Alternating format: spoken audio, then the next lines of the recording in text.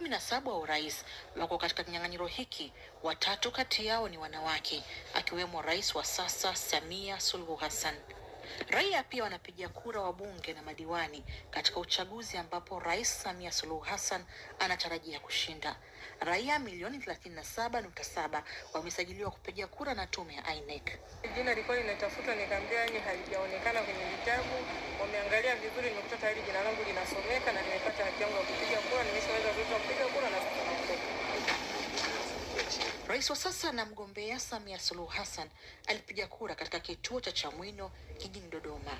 Nataka niseme kwamba nami tayari nimeshakamilisha zoezi hili, na niwaombe wa Tanzania wale ambao bado wako nyumbani wajitokeze, waende wakafanye wakatimize haki yao, wakapige kura, chagua viongozi wanaowataka.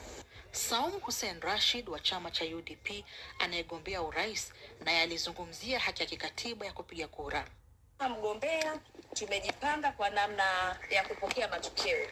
Ushinda mimi binafsi kuingia Ikulu, lakini hata atokee shinda kumpongeza kwa sababu tuna maslahi ya taifa kwanza. Rais Suluhu ambaye alihudumu kama makamu wa rais wa Tanzania katika uongozi wa Rais John Pombe Magufuli aliingia madarakani baada ya kufariki kwa Magufuli mwaka 2021.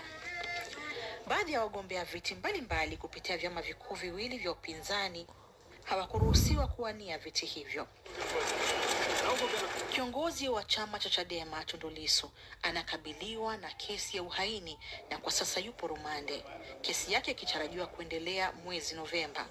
Luhaga Mpina wa chama cha ACT Wazalendo pia amezuiliwa kuwania urais baada ya mwanachama mmoja wa ACT Wazalendo kuwasilisha malalamiko kwa INEC.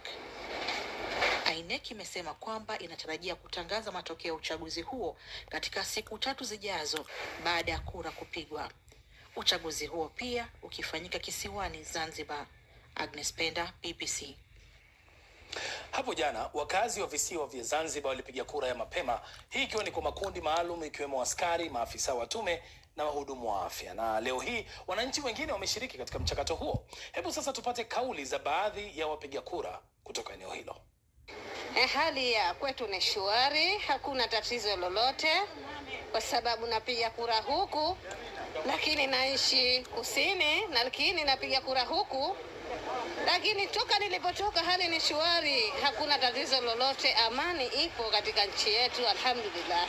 Utaratibu ni mzuri, mara moja tu nimeingia na kutoka tu, kiko fresh, yani kuko peace kabisa mpaka sasa hivi.